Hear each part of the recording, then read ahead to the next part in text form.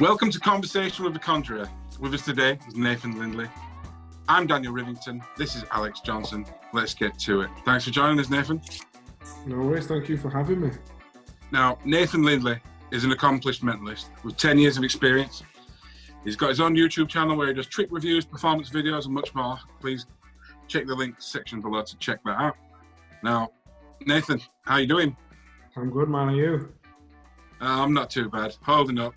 I see Alex Johnson's got the sunglasses on just to, you know, let us know how bad his hangover is. So I've got a few questions for you. You are involved with 13 Souls. Now, what is it you actually do within the company? So I don't work directly for, well, I sort of work for them. Essentially, when Pete used to run it, he approached me about some design works. Obviously, he knows I do a lot of Photoshop stuff and design logos and that sort of stuff. And with us running our tattoo studio, we have a lot of merch in the studio, and he said, you know, I'd like to get my hands on some of them. And Pete's quite trusting. He just says, look, just go do your things. I know whatever you do, you'll be happy with it. And then a little bit later on, we ended up getting all the merch, and then obviously you can see Alex is wearing one. I'm currently wearing one at the moment. So yeah, that's sort of where it went from. I didn't really meet many of the guys that worked there or anything like that. I just sort of ordered the stuff, made it, and off you go. Love the hats, by the way. Oh, thank you, man. We had I don't know if did you ever see the T-shirts? I don't think so. Yeah, we had a few T-shirts. I think we even had some shirts made up, you know, like for a bit more like a bit more posh.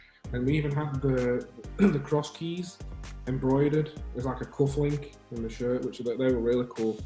That's really nice. So you said you're working a tattoo shop.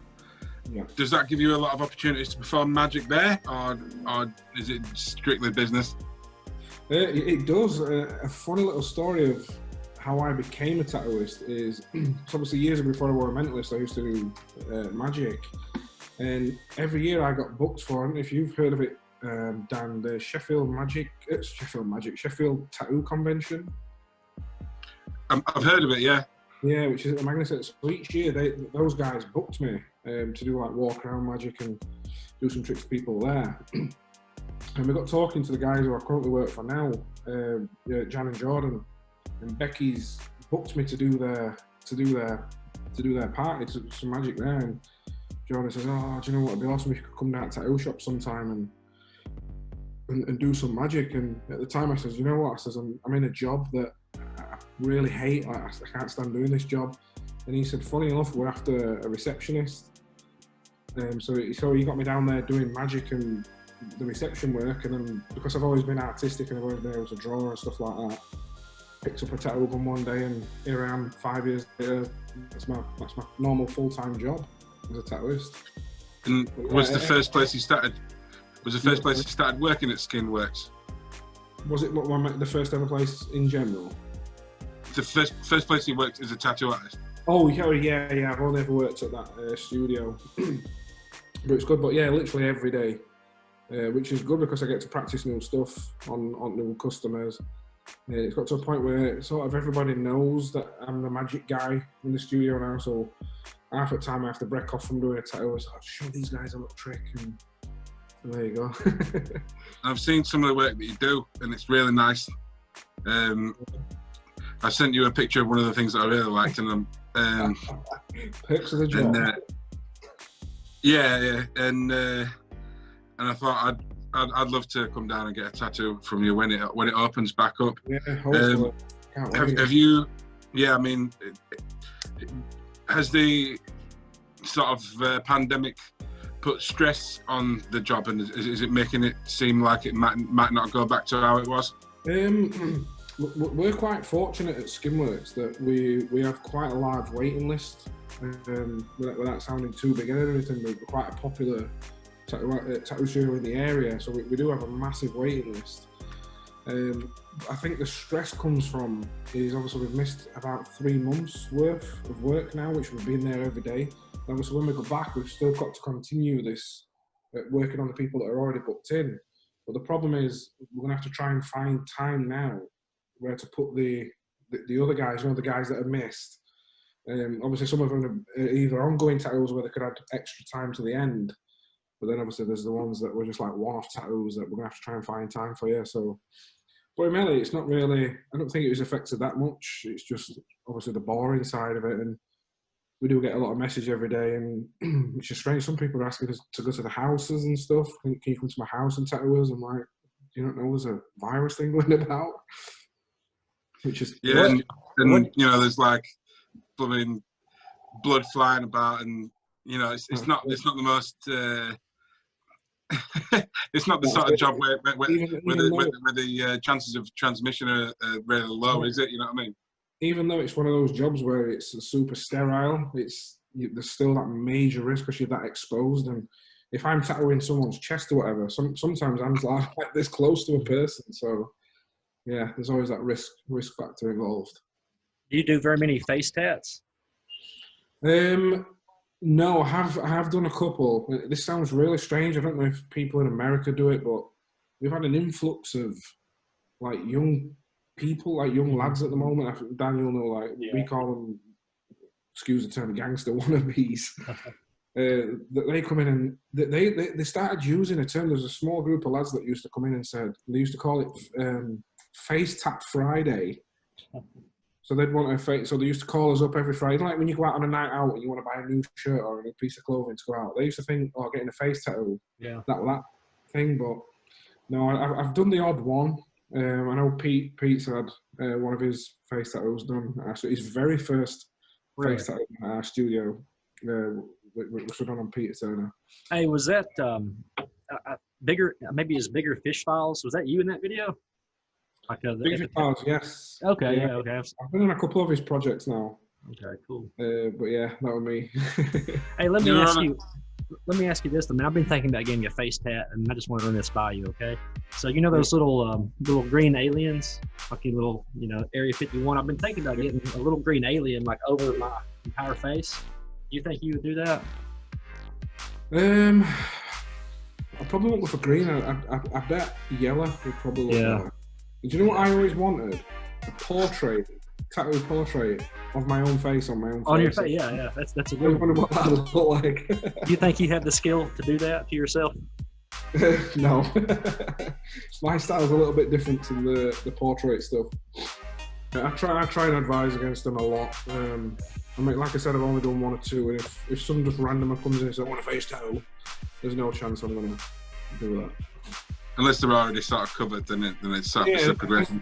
Yeah, obviously we do get a lot of people that come in with that, it's like where they're literally covered. And they might want like a little one, wherever. And now and again, if I've only ever done little ones, I've never done like a massive thing.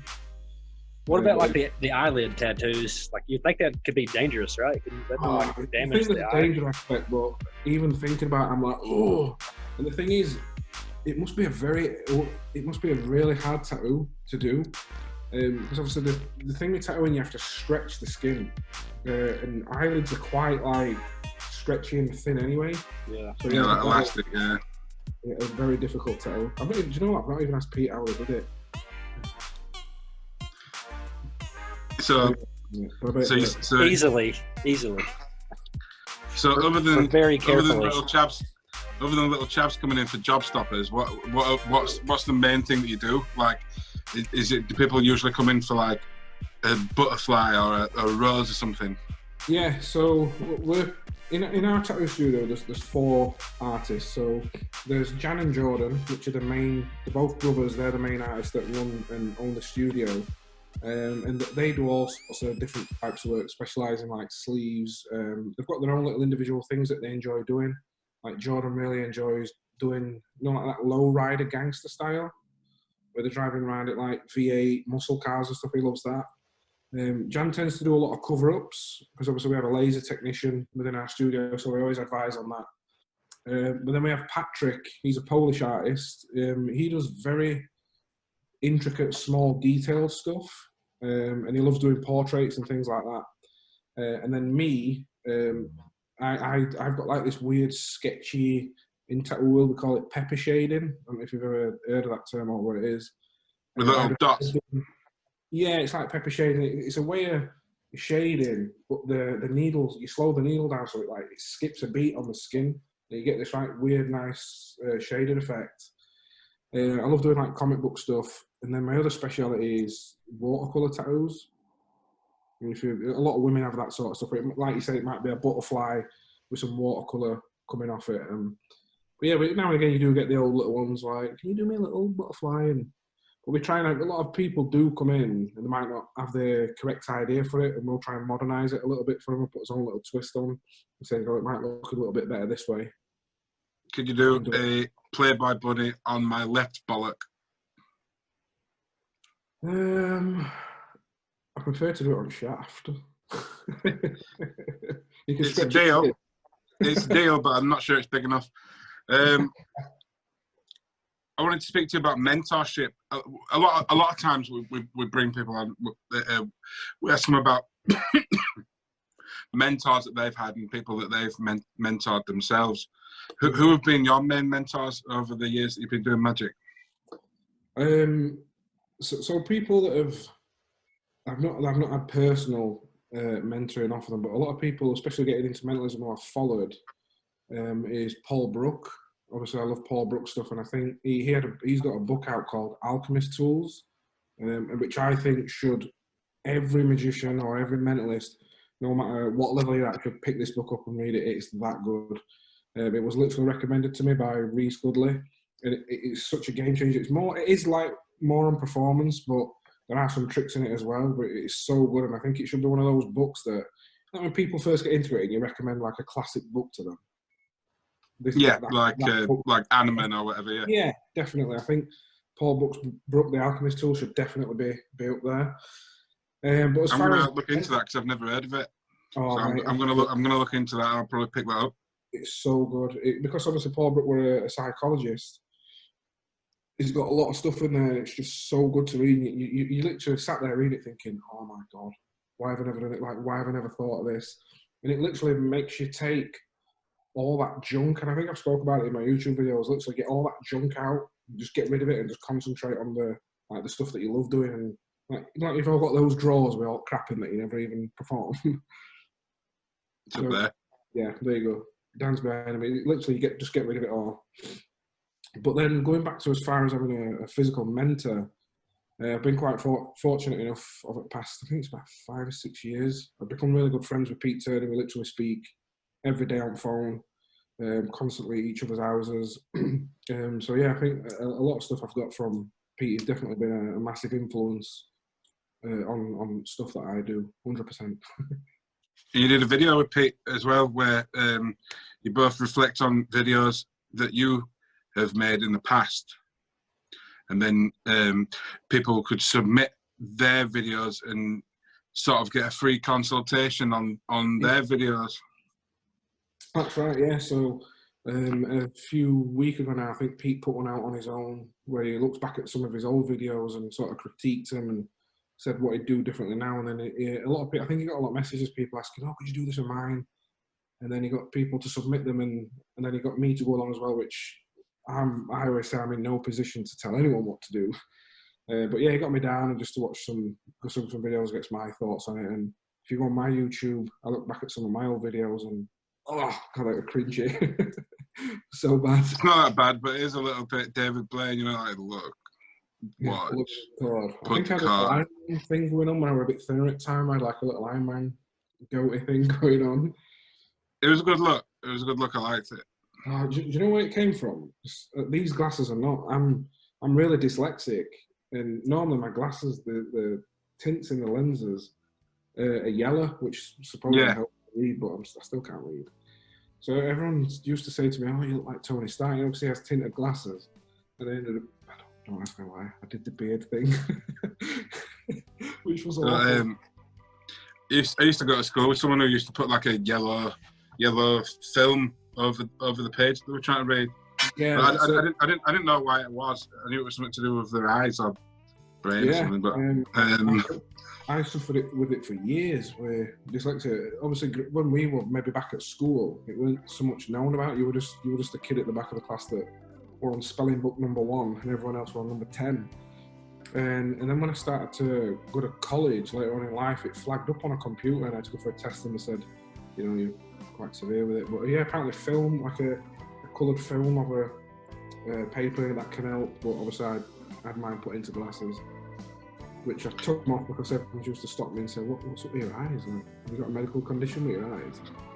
Has your dyslexia impacted your magic at all, do you think? Definitely, massively. So a lot of magicians always say that some of the best stuff's hidden in books, and I've sort of stayed, just because I've always struggled to read them. Like, I literally, if a letter comes from me through post, I get that stress trying to read it. Everything just jumps about. So, but yeah, definitely, I've not been able to always go through books. I've always been more of a visual learner with videos, more like practical, hands-on. I sort of learn better that way. But over years, like eventually I will, like I've had little bits of books and stuff over years, like the Alchemist Tools, that took me quite a while to get through, it being quite a chunky book.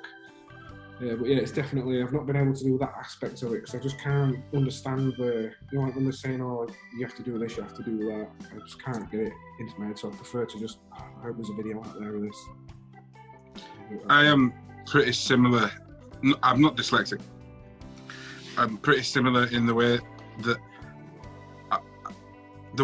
I learn is through videos, because the books are not specific enough for me.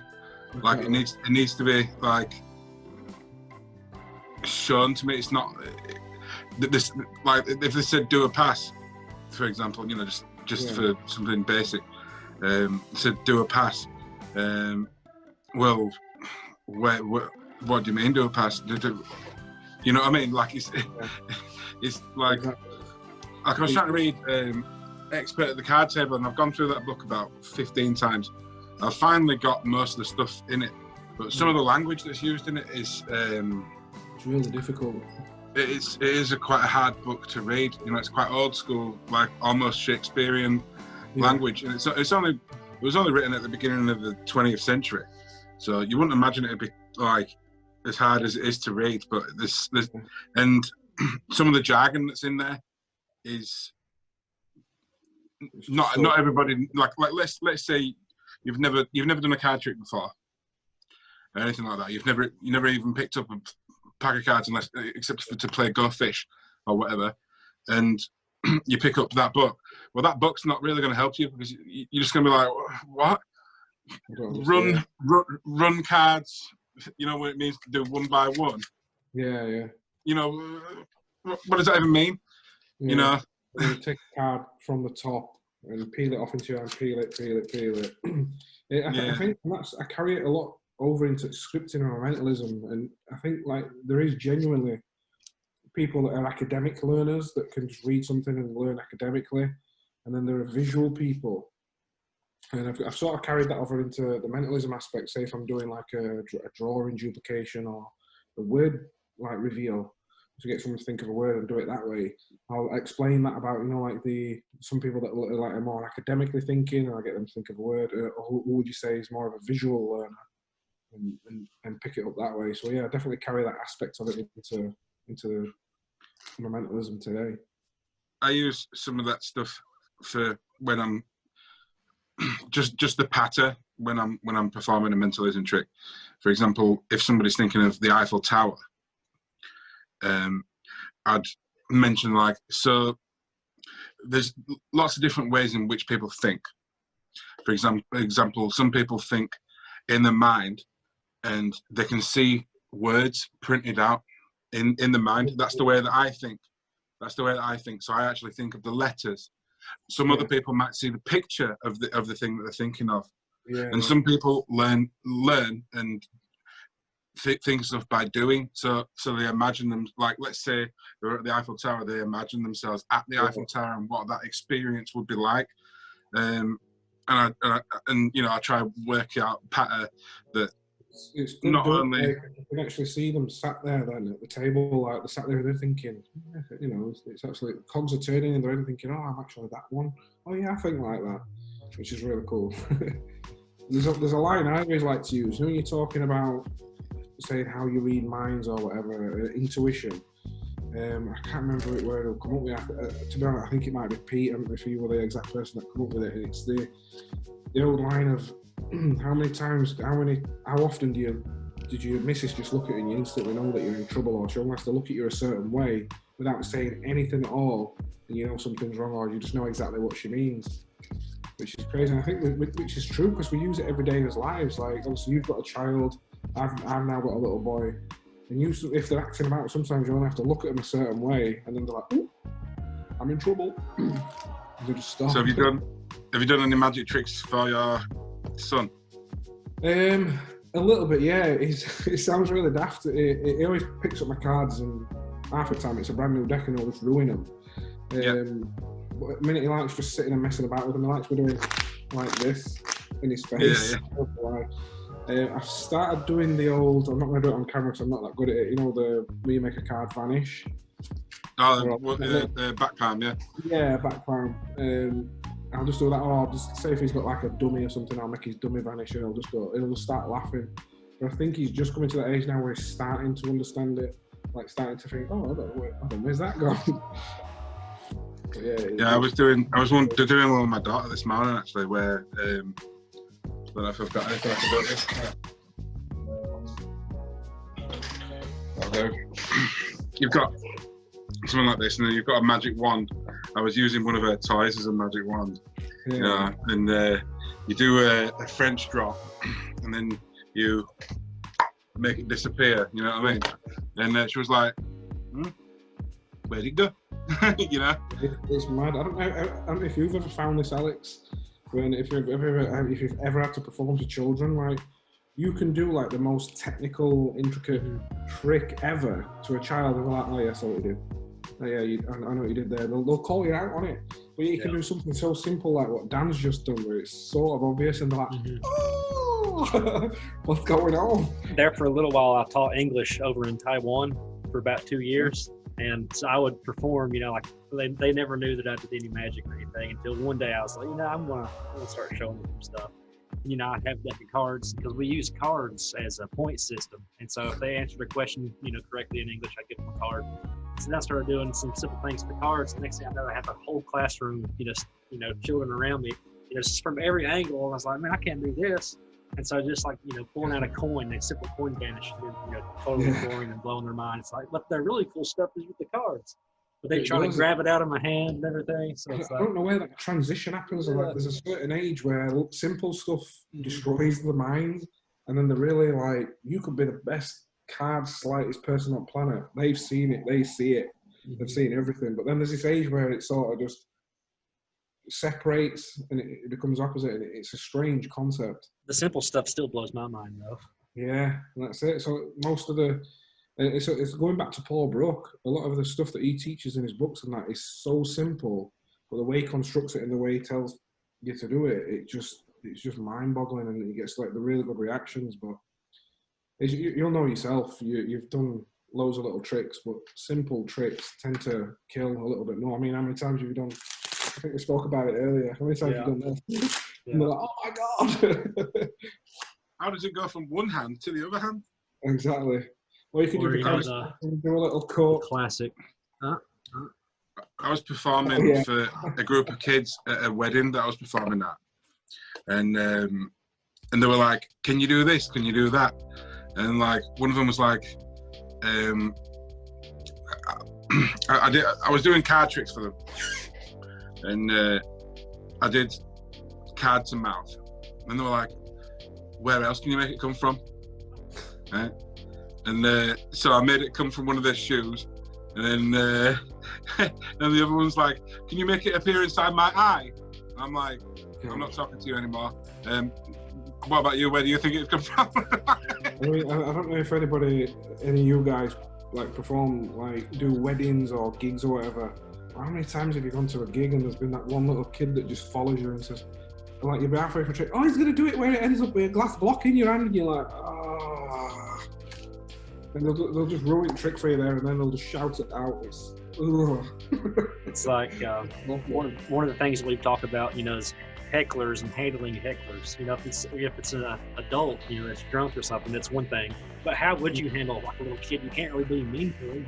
Yeah, you can't headbutt them. Yeah. But yeah, I love a good heckler, and I think Pete spoke about this. I don't know if he spoke about it in your interview, but he's definitely spoke about it past where, like the bars and stuff that he's worked in. If you can cut your teeth in those bars, then you can definitely do like normal gigs. And that was a big thing for me when I first started doing more like corporate and professional work. Is like where I'm from, people in pubs are quite rough, so they'll call you out. You'll be really challenging with you. And then I was used to that banter and that like conversation that you could have with them. Then going into like a quiet gig, which was a wedding. Yeah. First man, it was so off-putting. So we used to like this lash back at my face, and I was ready for jokes and stuff, and they just were those like, yes, continue. And I'm like, oh, very nice. I am so impressed. Lovely. Well, it's a bit like, it literally stops you in your tracks because you're that used to the confrontation that when you get to a wedding, it's just like, bloody lovely. See, I've done some really working class weddings as well, and it's just like being at the pub. Honestly, it's just like being at the pub, and you can get away with the filthiest jokes, like stuff that you wouldn't be able to get. Nothing polite. You can get away with so much, and then like also some of the people's reactions there are so much better than you'd get. Like it's not like it's marvelous. It's completely different. Yeah, go on then, funny guy. Do another one. I was gonna say something about tricks that I do for hecklers. Yeah, I've not. I think I might have mentioned this to Alex before, but I like to perform the world's worst top change. And what I do is, so let's say their card is the King of Diamonds. What I'll do is, I'll do the world's worst top change, and I'll take out the bottom card, like the card underneath, and then the guy who's heckling me will call, and I'm like, it's still the same card, mate. What are you talking about? Yeah, that's pretty good. There's one I use, and it's not mine. I learnt this from Joe. Did you know who Joe Barry is? A really good card magician here in the UK. No, I don't know who that is, but I'm sure he's great. You need to check this guy's work out. He's a little bit like, not Danny D'Ortiz, but his style's so relaxed. Like when he's performing, he's like, he just throws cards down, and he's like, yeah, do what you want, like shuffle them, it's up to you. Bit of a Leonard Green character. Yeah, and he did an interview somewhere, and somebody asked him the heckler question, and I've used it ever since. So he always says carry a spare deck of cards on you. So say you're at a table and you're performing, and there's that one guy that's chirping at you, and you just stop what you're doing, and you just say, look, obviously you're the most skeptical, but if I could fool you and show you the best thing that's ever going to happen, would you start unbelieving in it, or whatever pattern you want to use? And he's like, yeah, go on then. So you say, look, take this deck of cards. I want you to go to the other side of the room, go through, take out any card that you want, place it back in and shuffle it. And then when you walk back over, I'll shout the cards. In fact, don't even go over to the other side of the room because you're skeptical. You might think that I've got someone else here with me working for me, and they might see that spot card and they tell me. So I want you to go either upstairs in your hotel room or go and sit in your car. And then when I'm ready for you, I'll get your wife to come and get you. So he toddles off with his deck of cards. So we get this. And you just take your other deck out and you say, right now he's gone, we'll carry on. And then literally about 15, 20 minutes later, or sometimes I've had them there half an hour. They'll come, go on then, what card were I thinking? I said, oh, I've finished now, I've done my day's work, I'm off. Have you ever seen that movie, the Burt Wonderstone, I think it's called? The what, sorry? I think it's a movie, I think it's Steve Carell and Jim Carrey. Yeah. And Jim Carrey's sort of the bad guy in it. I think it's called something Adventures of Burt Wonderstone or something. like I'm pretty sure that the character's called Burt Wonderstone. And then one of the lines in it is Jim Carrey is like, that's really interesting. Why don't you pretend that I'm still here and keep telling me? And then he walks off. It just toddles off halfway through. I mean, I totally nerded it, and you should watch the movie because he does it way better. But It's good. That was sort of the general idea of it. But that one with the heckler, I've only used it maybe 2 or 3 times, but it's a good one to get in with them. But yeah, especially when they come back really like, oh, what card am I thinking of? And I'm done. I'm off home now. See you later. I perform bang on, and then you probably go into that if they're really desperate to, you know, or invisible deck or something. You could probably get away with. Yeah, easy. Or you could just tell them fuck right off. A heckler. It's one of my, and I do this with them a lot. And normally I can sort of judge them before they start chirping a little bit. Is the witch hand routine, and it's the hands down my favouriteest routine to perform. And I'll do some sort of, and I'll put like a wager on it. I'll put 40 or 50 quid on it, and each step that we go on, I'm putting more money on it. But yeah, I love doing that one to hecklers because it just destroys them and stops them in the tracks. I bet you don't know which hand I'm holding the pen in. I'm gonna go for your. There is no right. pen. My right, that's that one. Yeah, in fact, just close that hand again. Just say yes both times. Is it in this hand? Yes. Is it in this hand? Yeah. Nah, I think you're lying there. I think it's in your back pocket. How did he know? How did he know that? That's crazy. It's right here. Here it is. It's in my hand. Do you ever do the like the scam type 3-card Monty, the actual 3-card Monty routine? The only Monty routine that I've done or sometimes do is the Garrett Thomas stand-up one. Yeah, that's a good one. Yeah, I love doing that one because it's one of those tricks where you're sort of explaining it to them. It's as though you're explaining the method, but they're still not getting it. It's like the method's hidden. So yeah, I love doing that. You're not talking about the ultimate Monty. You're talking about just the stand-up Monty. Yeah, the Garrett Thomas. I think Garrett Thomas released it. But no, I've never done the 3-1. Is it this one where you like? Yeah, that one. There's about 7 phases in Garrett Thomas' routine. That's why I struggle to memorize it because there's just so many different. It is. It's one of them where it seems like a lot to remember, but then once you start doing it, it just sort of flows, and it's always only 3 steps once you start doing it. I think that the hard bit is trying to remember the routine, but it is a killer routine. It's one of those tricks that you don't think it's going to get really good reactions, but it does. And now and again, sometimes I've not got it with me, but sometimes I carry it in my wallet. And I always carry it in there just to be able to pop out at any time. But I love those sort of tricks where you're explaining what's happening, but in reality, it's not. That's not the method. They'll never catch on to it. So Nathan, how did you meet Pete, and do you know Fraser Parker? Yeah, I know Fraser. I've probably known Fraser about a year or so now. I've known of him, but I've become friends with him for about a year. But going back to Pete, I openly admit I was a huge Peter Turner fanboy, probably still am to this day. And then he did a lecture in Sheffield Magic Circle that I used to be part of. He did a lecture there, and I met him there. But I think he had Isabella Star 2 out at the time. Got that off him, and then he posted online that he was after shooting a trailer for one of his products or a lecture that we were going to do. And I said, I do a bit of video, I do a bit of photography. I'm not the best, but I'll come along and help you. And it just sort of went from there. And since then, we've just become really good friends to the point where most of the time when we meet, we're not even talking about magic or mentalism.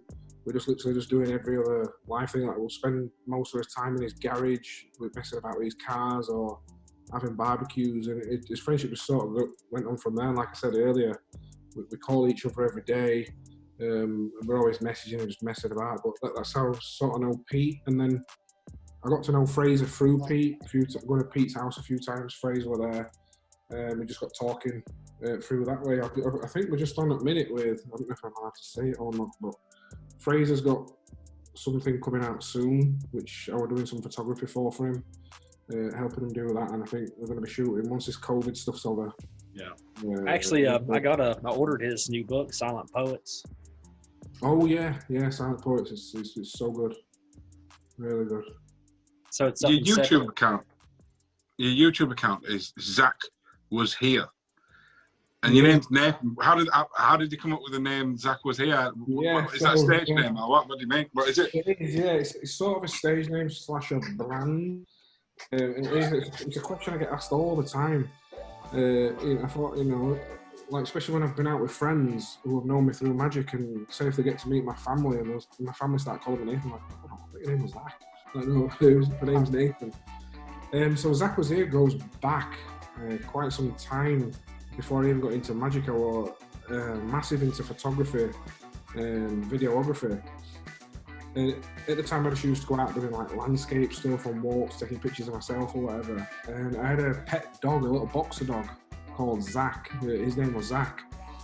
And then I started to get quite popular online with the style of photography that I did.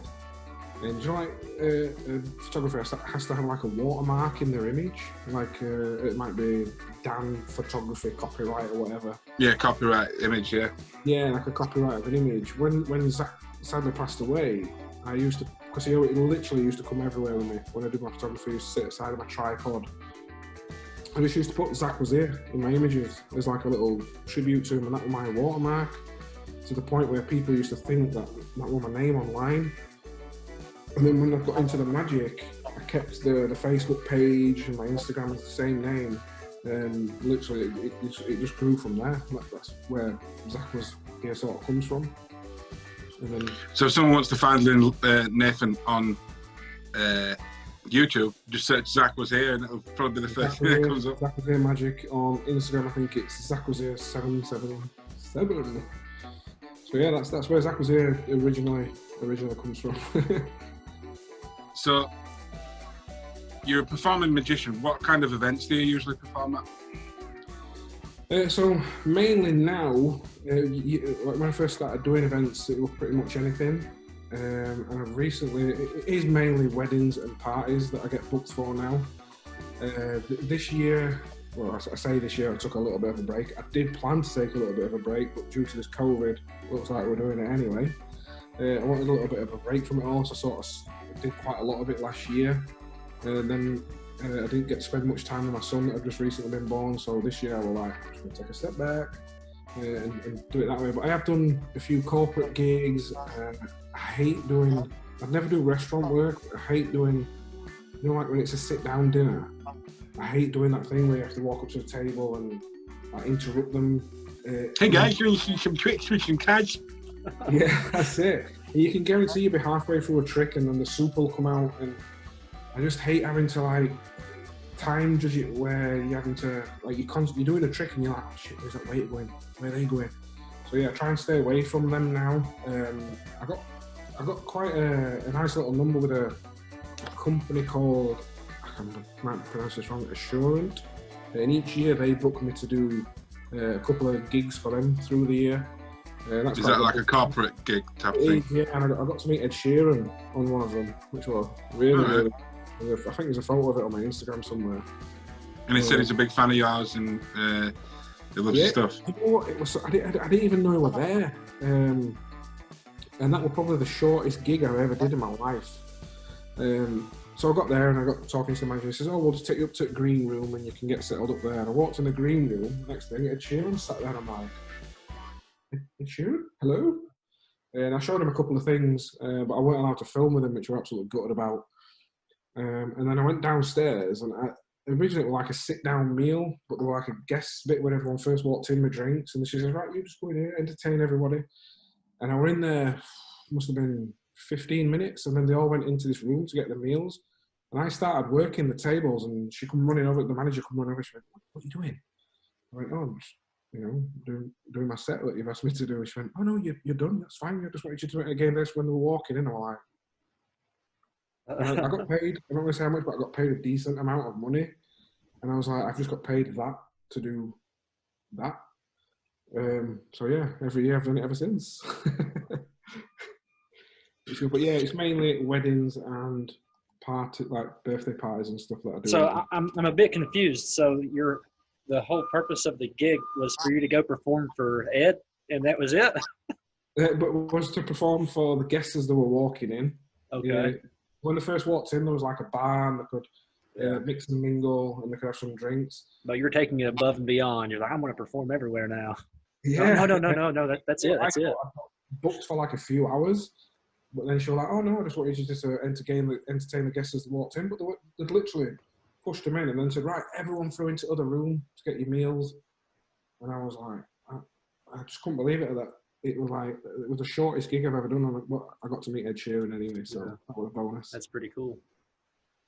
You're like, do you have any pet peeves, like people saying when magicians say stuff like no, use the clean hand or anything like that? Do you have any pet peeves? Yeah, I do. And I think obviously magic is a subjective choice. It's a stylistic choice that you choose to do, but I think there is too much of this. I think we call it cliche magicians, where they all sort of do the same tricks, the same gags and jokes. Have you ever seen the one where the card comes to the top? No, what's that one? Well, basically, someone chooses a card, and it's freely chosen. They can even write the name on it, right? And you put it in the middle, right? And then just by some stroke of luck, it just comes to the top. It just no way. Do you know what? I think I might have seen a guy do this. He did it I'm sure he had about 56 phases to it. Have you seen the one where you have 4 cards? Like say it's like 2 black cards and a red card and another black card, and you go through and the red card disappears? Have you seen that one? Yeah, I've seen one where like some aces sort of keep turning over. Yeah. But yeah, going back to pet peeves, I hate all the same sort of jokes. Like how do you feel about like the Instagram magicians, the one that are like, you know, like the Stooge videos and all that? Oh, do you know what? I think that it is. There's bad in it. I think it is bad, and I hate it when you know if you guys get tagged in it all the time on Facebook. Yeah, like your mates think, oh, you know what? I'm gonna tag either Daniel or Nathan in a video of some guy that does that. Oh, think of a number and then times it by 2, and then add 5, and then divide it by 2. Lock it in right now. Hit that share button to lock it in. Oh my god! So one thing I noticed about you though is you have a pretty keen sense of humor. So on your Facebook, can you explain your random Facebook pictures? My random Facebook pictures. Yeah. Oh man, do you know what? This sounds really bad. In a way, I sort of hate Facebook. Yeah. If I didn't run my tattoo business on it, or if I didn't promote magic on it, I literally wouldn't have Facebook. I hate it. Yeah. So half the time I'll just go on and I'll only share odd thing, or if I think it's funny, I'll just share that. But yeah, it's a sporadic thing. I don't even bother logging. I've not even got the app on my phone. The only time I ever go on Facebook is on my laptop. I actually posted something on Facebook today. I don't usually post a lot of stuff. Like I'll share stuff, and like I'll post the videos from this on there. Yeah. And say, I had Nathan on today. We had a conversation and stuff. But today I actually took a picture of my Starbucks cup because it was the first time I've had one in 3 months. Oh, I was like, I got my iced Americano, and I was pretty buzzing about that. You know what I mean? Did Starbucks just open again or something? Do you know what I had for the first time in months today? Go on. Really? I queued up. Well, did you get it delivered, or did you wait in a queue, like blocking up traffic? You what? Sorry, I waited 20 minutes at a drive-through.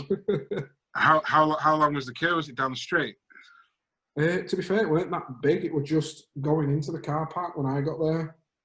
But yeah, it just took so long to get around, but it was so bad. But anyway, well, you have big mac and chips, and were you buzzing like fuck? Oh mate, I got my McNuggets, and I was like. But did you get the barbecue sauce? I got the sweet chili. All right, I'm sort of disappointed in you for not getting the barbecue sauce, but all right, we'll move on. But yeah, sorry, going back to the pet peeves, and I think you Alex mentioned it on the Instagram thing. There's a lot of these like group things knocking about recently. I don't know if you've seen them. I think Pete spoke about them briefly on your interview, the echo chambers. It was literally like a group of magicians that are all in a group, and then they all just like and share each other's stuff all the time. And, oh, thanks for the likes, bro. Thanks for the likes. No follow. And you know, it's one thing I've always said all the way through my YouTube, because I've not got a lot of subscribers, but I've always said I'd rather have a small number of people subscribed who want to genuinely see my stuff, rather than a massive amount of people subscribed who are not even that bothered. They're just doing it for giveaways or competitions or because it looks cool.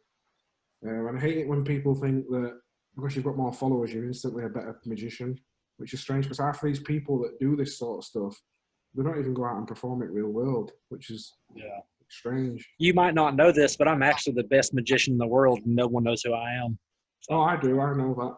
I heard through the grapevine. Yeah, it's like, this Alex guy, man, he is really, really good, but he's not famous, though. I heard you do this one trick where the card comes to the top. Can you explain that in further detail? Yeah, it's kind of like this. You take the cards here and you just kind of put them together. And what was your card? What's your favorite card? Oh, the Ace of Spades, right? Oh, that came to the top. How did what? I'm gonna have to take a break now to ejaculate. Do you have any more pet peeves, like the sort of bogus stuff that people do? Yes. Magicians commenting on other magicians' videos. I know how that works. Yeah, or those subtly put it in there like, oh, bro, your DPS was sick, man. Yeah. It's like magicians are almost as bad as musicians. It's like trying to one up. Or then they'll put, like, say if it's a 2-minute video, they'll put 1 minute 36 seconds #flash. Seriously? And what's really bad though is like whenever that's something that some kid watched a YouTube video of, it's like, oh, that bottle was plastic. Like even if it's something really cheesy like that, it's like, dude, I hate it. Good for you. And do you know what? This is really bad, and I wish I'd never done it.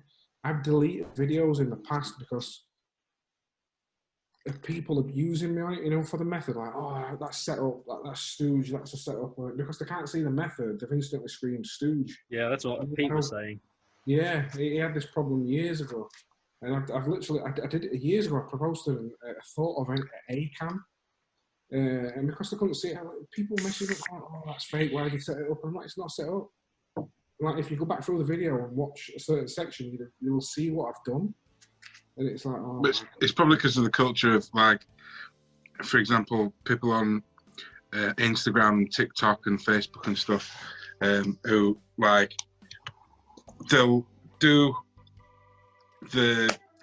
let's say, example, a move that's very angly. Then they'll have someone stood here reacting to it. And it's like, okay, well, they saw exactly how that worked, and they're obviously faking it. So, exactly. But then, like it's like when you look at it and you think, there's no way that they have seen that from that angle. It's just, it's stupid, man. But yeah, I hate magicians commenting on other magicians' video.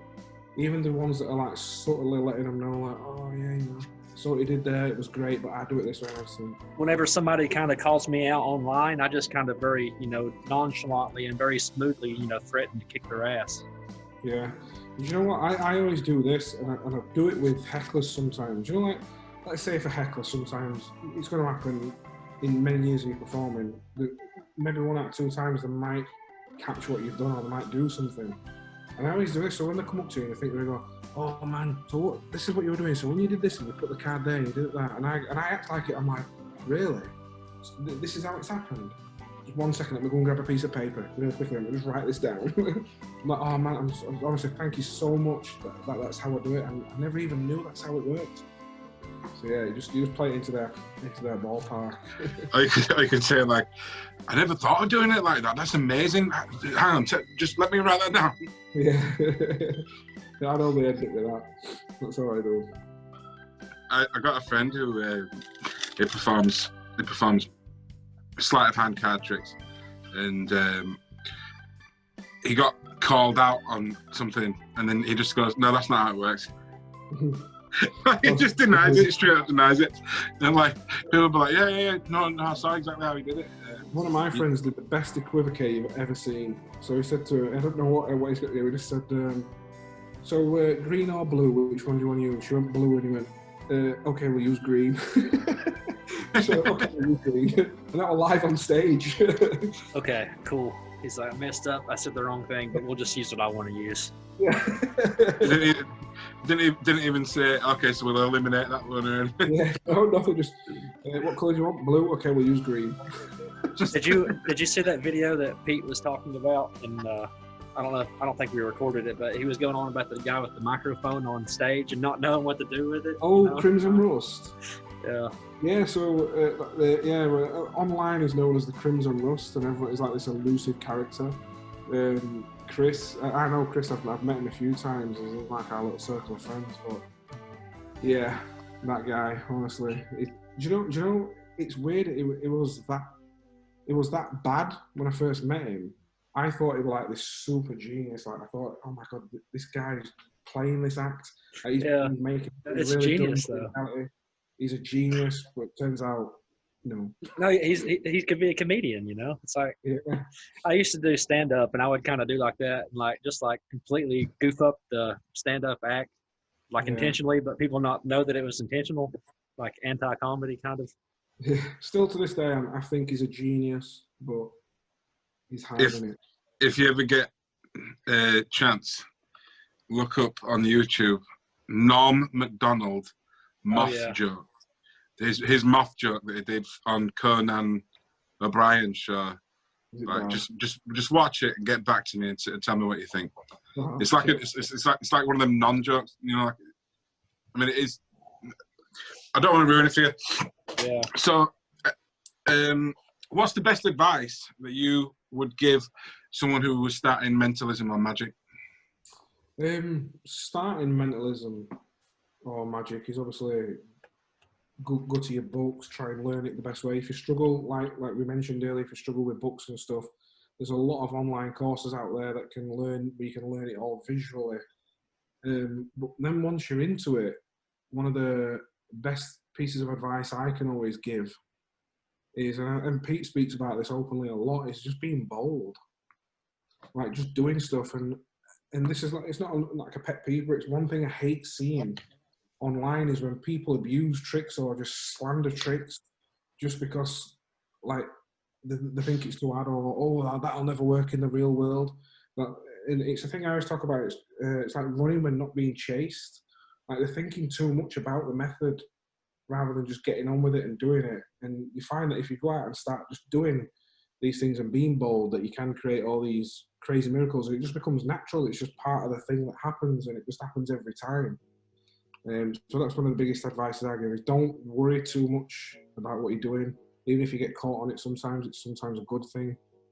But yeah, be bold, go out and try different things, and don't worry too much. It's like when how many times have you searched a review for a product when you're trying to buy something? I saw a review once of a trick was, I'm not buying this because it's not self-working. That's lazy. Exactly.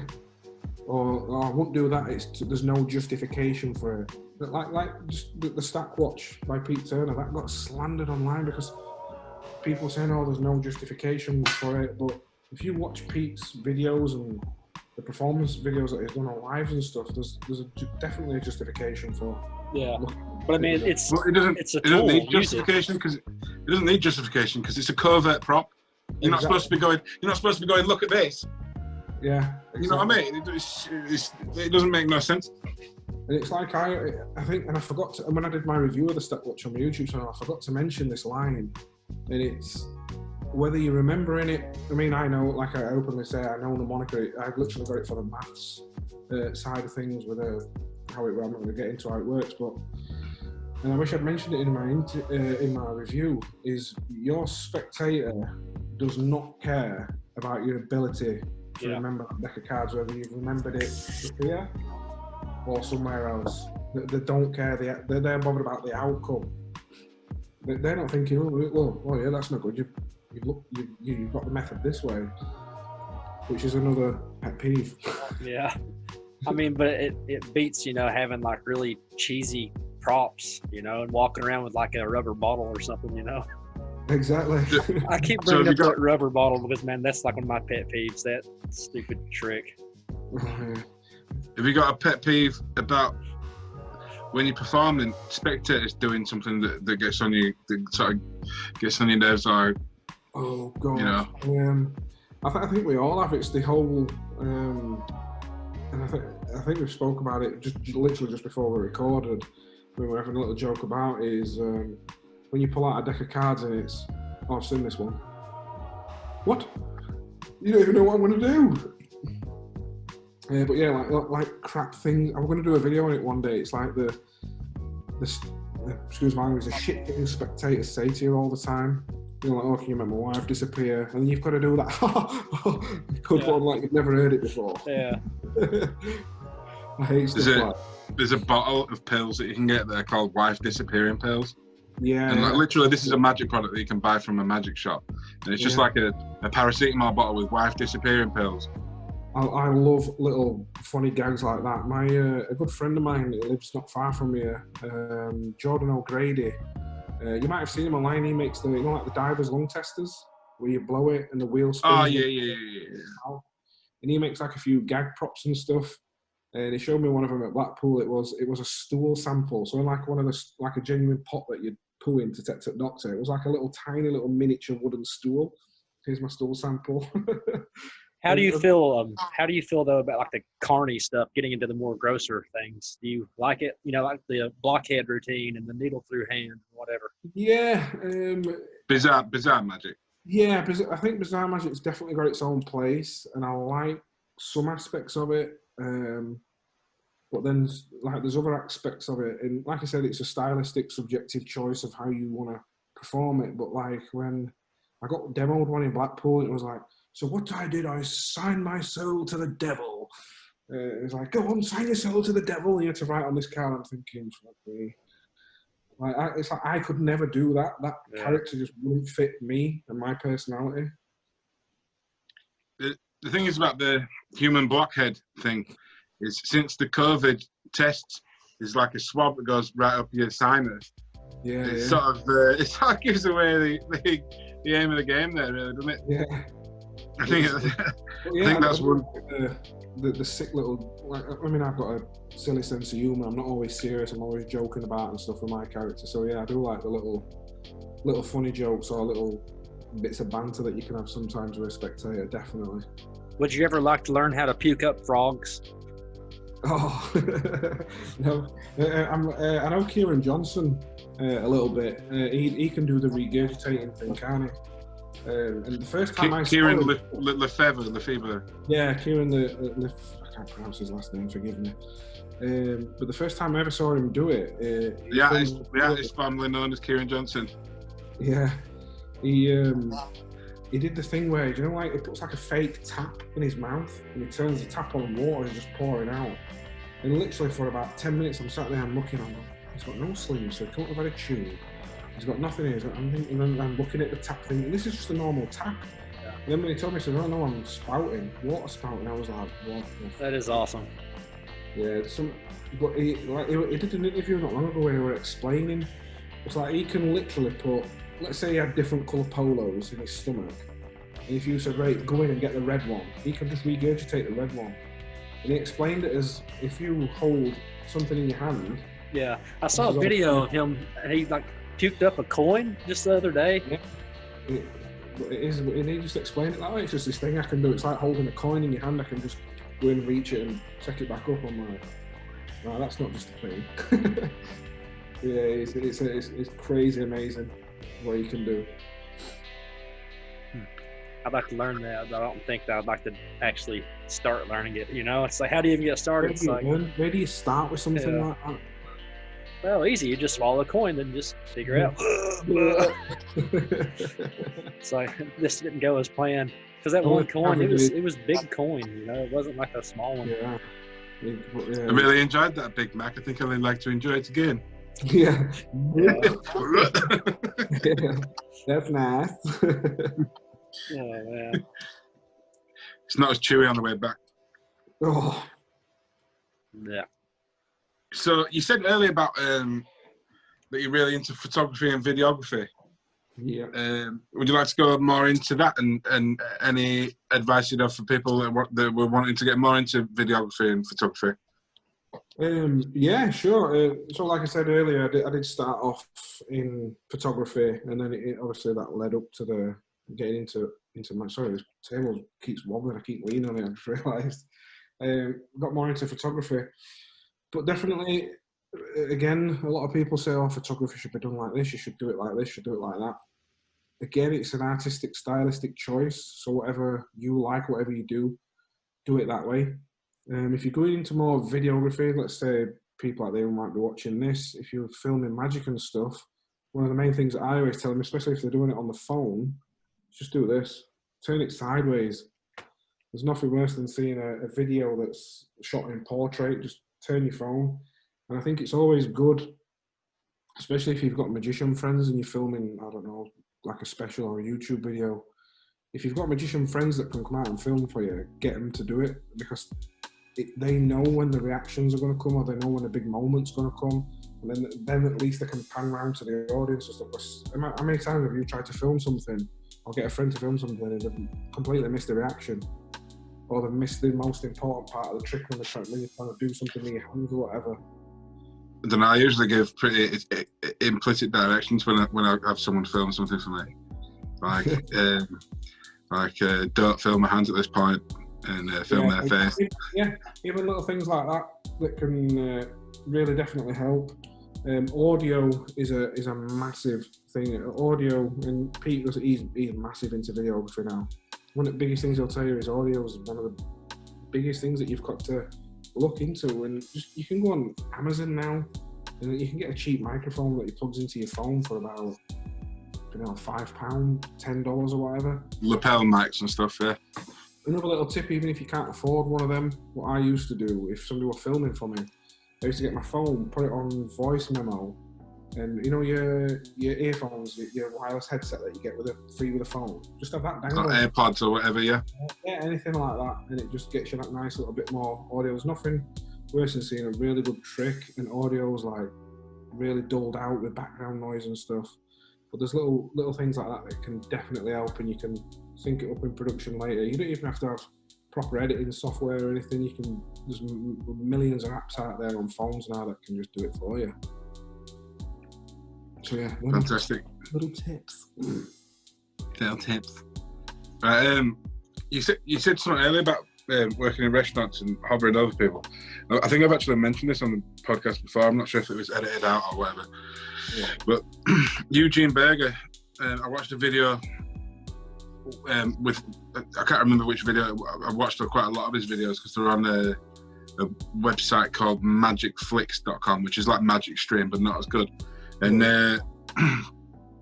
Eugene Berger was saying what he does is when he works at a restaurant, he speaks to all the waitresses and waiter staff, and he says, I think he says that I'll give all my tips to you if you direct people to my table and tell them that there's a magic show happening and you can come over to my table whenever you want. And that way is getting people that want to see it. Yeah. He's getting them on his terms. He can set up the table, whatever he wants. The waitress and the waiters are on board because he's giving them any tips that I think that's what he said. About the tips, or maybe because he's getting paid enough by the restaurant anyway. I think that was the idea. And then, you don't have to like approach people and hover over them and say. Yeah, that's great. And do you know what? That's something that like I said earlier, I was looking at taking a break from doing gigs and stuff. And when I did go back into it, I sort of wanted to not offer something different, but rather than table hopping, like you said, going up to the tables, I wanted to have my own little section in the corner where if people wanted to come up and see it, they could do that. Or if I go over and say, look guys, I'm doing a little bit of a magic show a bit later on, if this table wants to come up a little bit, and then that way you're not fighting against the music of the DJ and you're like, excuse me, love, can you pick a card? It's just nice and quiet in that corner. And going back to Joe Barry, Joe, please check some of his work out, it's amazing. The Alchemist Tools or the other or something else? Joseph Barry is more like a card guy. Paul Brooks, the Alchemist Tools one. he does that now. He literally, when he goes, he has his own little table. He has it, and he gives out these little tickets, and he does like a 10-15 minute show. That next table can come over, and it is, so I'd love to maybe look at doing something a little bit more like that. Then, like you said, that way you're getting people who do want to see it. You're not going to get your hecklers, the people that just sat there like that. Yeah, no, that's a good trick. That you're getting genuine people that are wanting to see it. But you can share experience with someone and make friends and influence people. That's it.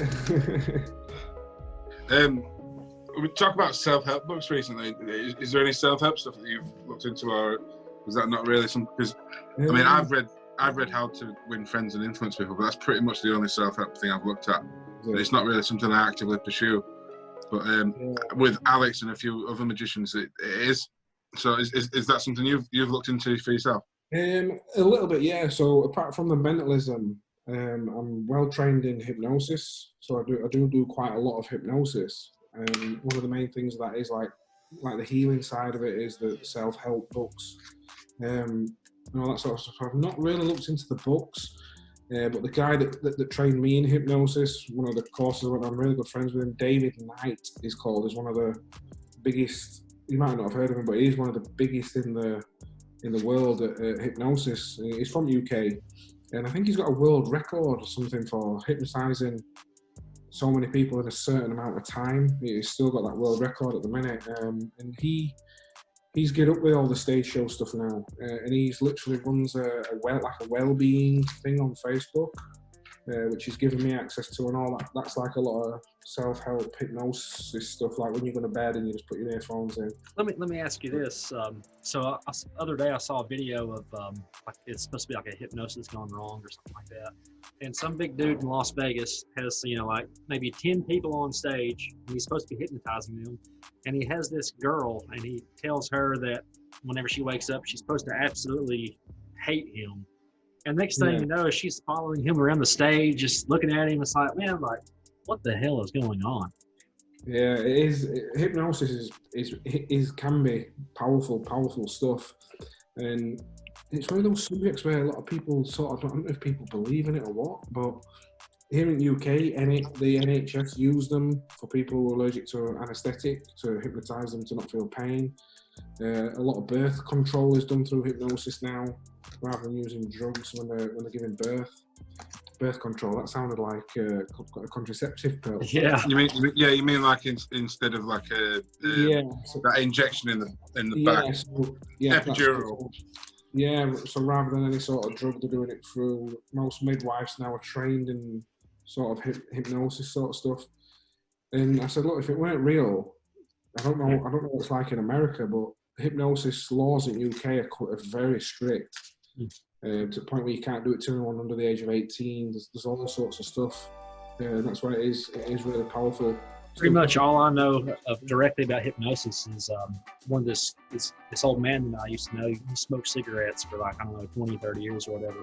And then all of a sudden he quit. And I asked him how he quit. And he said he went to this hypnosis guy that came into town and said, I just quit. Yeah, it can help, and depending on how, I mean, being a tattooist, I've done it to people in tattoo school. I've hypnotised them in the chair and to not feel the tattoo pain, and it has worked. And it all depends on your subject. How would you even begin to learn about that? You should put that in your tattoo shop description. Now we can hypnotise you to anaesthetise the pain. Is it on there? I didn't know if that was still on there. Oh, is it actually on there? All right, I was suggesting it to you that you should. Yeah, when I first started doing it, Jordan did. I think he wrote a status about it. But if you wanted to get into hypnosis, it's just research. I'm not like I say, I'm not massive into books. I don't even know where to start with books. But I'm sure if you just type in hypnosis stuff, especially if you're wanting it more from the performers / entertainment side of it, I think what's the guy's name? I think it's Robert Temple. He did a really good penguin lecture. Really, it does explain everything, all the process of what's happening, and then goes into like deepening and stuff. So if you want to check it out, I definitely recommend Robert Temple. Inductions and deepening and stuff, yeah. Or Pete. I don't think he's got any work published on it, but I'm sure he'd definitely help. I know Pete helped give me a few pointers when I first started doing it. Whenever I was, I actually do a little bit myself, and it helps with mentalism as well. I think in some aspects. 100%. Something as simple as I don't know if you guys ever seen Pete's lift. You know where the hand sticks to the table and it goes up and down. Yeah. Sometimes, and even before I got into hypnosis, I would do that trick and the hand would lock to the table and literally the hand was stuck. And then you can make it go to the throat to a point where they can't speak, and you can induct people straight from that routine. It's crazy. It's a really powerful induction. At Blackpool, I was with Mark and Ryan Tricks, and I believe it was Mark, but he said, he asked me to put my hand down, and he says, you can only lift your hand up if you don't do it spontaneously. And I was thinking about it, it's like, your hand is stuck because at any moment it's spontaneous. And him and Ryan Tricks were arguing back and forth. Ryan was saying it's a crap trick. I was like, but it worked, you know? Yeah, it works. And do you know what? Even to this day, even with the hypnosis stuff that I do, it is sometimes when you get a really good subject that's really suggestible, it's like, wow, is this really happening?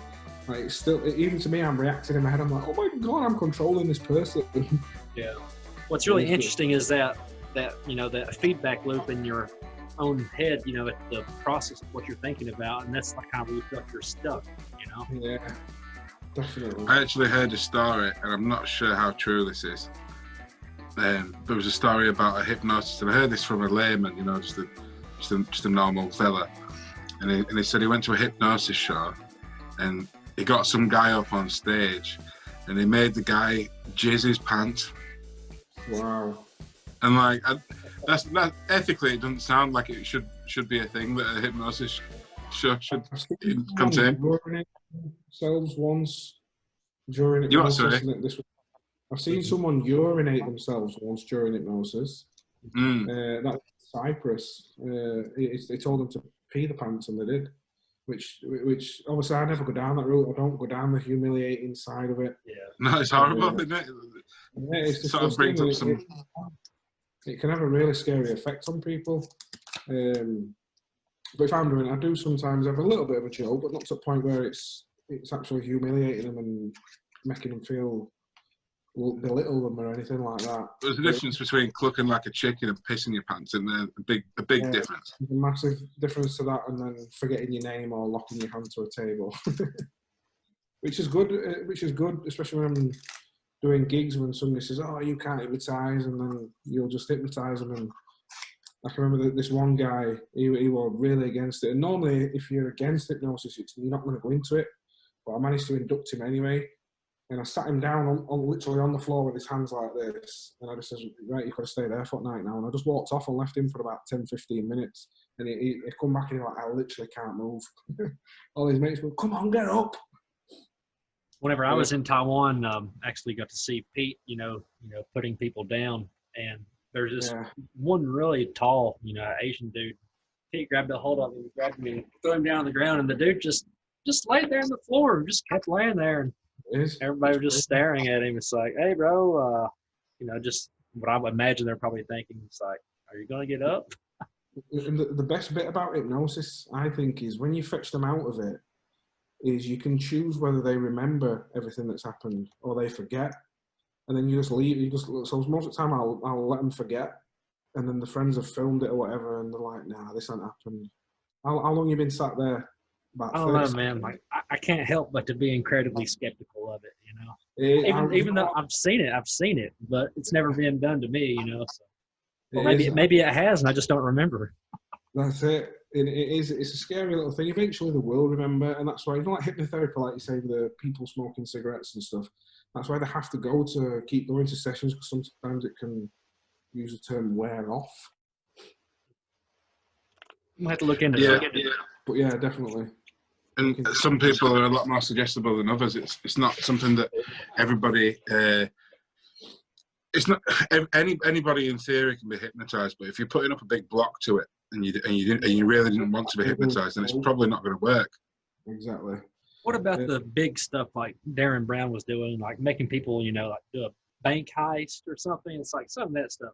It seems too far out, It can be, but you'll be surprised that once you get into it, at what you can actually make people do.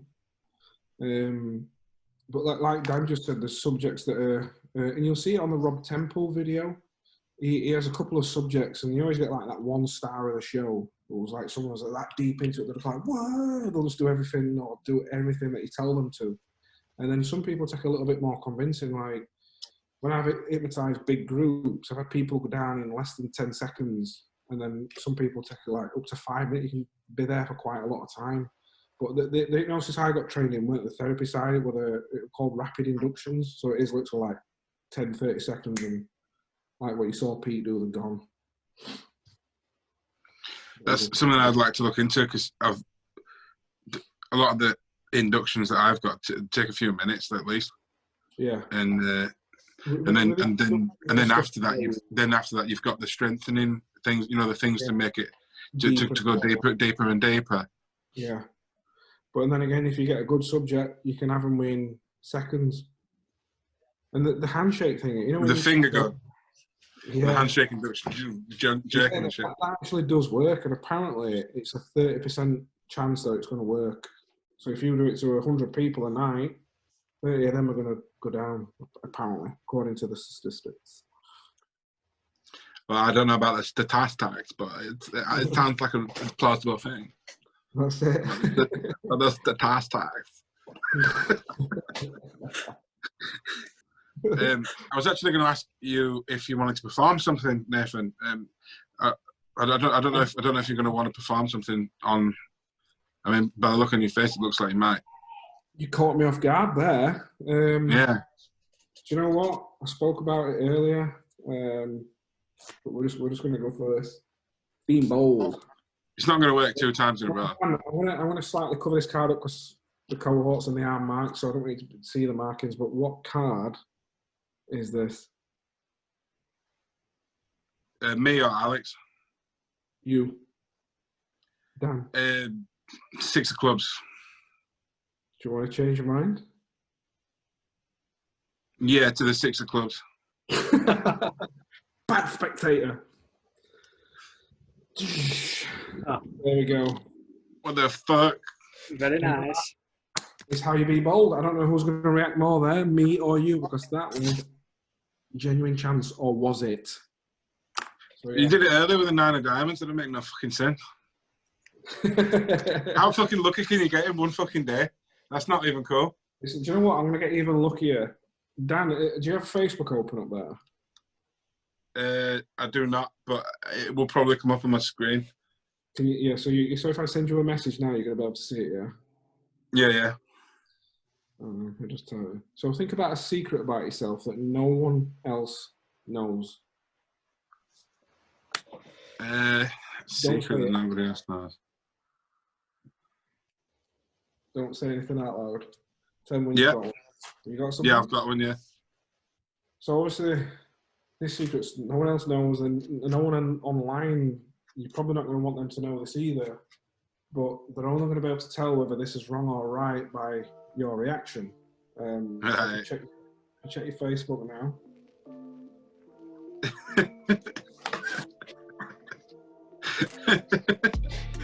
Fuck right off, you cunt. If you want, we can share that with a group. Or do you want that kept a secret? No, I keep it to myself. Really quickly, the thing did come up on my screen. One last thing, real quick. Can't confirm or deny what it was.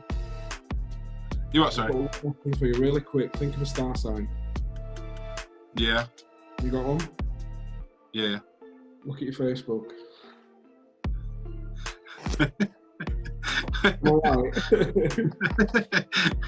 I can't say you're wrong. that time he just sent me a message that said cunt. Yeah. Bit of dual reality going on right there. Yeah. That's pretty good. Sorry to spoil the magic. So, but no, guys, honestly, thank you for having me on the show. I've been watching it since you've started doing it, and I absolutely love it, and I'm looking forward to more in the future. Thanks for joining us today. No, please like, subscribe. I talk. You don't talk. I talk. Sorry. We're leaving that in, by the way. Thanks for Thanks to everyone at home for joining us today. Thank you, Nathan. Everybody at home, please like, subscribe, all of those things. And we hope to see you and everybody else again soon. Thanks for spending your time with us today, Nathan. We hope to have you on again in the future because you've been such a great guest. Where can people find you? And we'll drop the links below. Right here, they can find me right here. I'm joking. So you can follow me at my main social media networks are Facebook and Instagram. More Instagram than Facebook. So it's on Facebook, it's Zach Was Here Magic, Z-A-C-K, and then on Instagram it's Zach Was Here 777, and then YouTube is just type Zach Was Here or Zach Was Here Magic, and you'll find me somewhere floating about on the internet. I'm going to try some hypnosis real quick, okay? Yeah. Everybody watching, click like and subscribe right now. I don't think that's going to fucking work, mate, to be honest with you. Actually, camera and lock it in.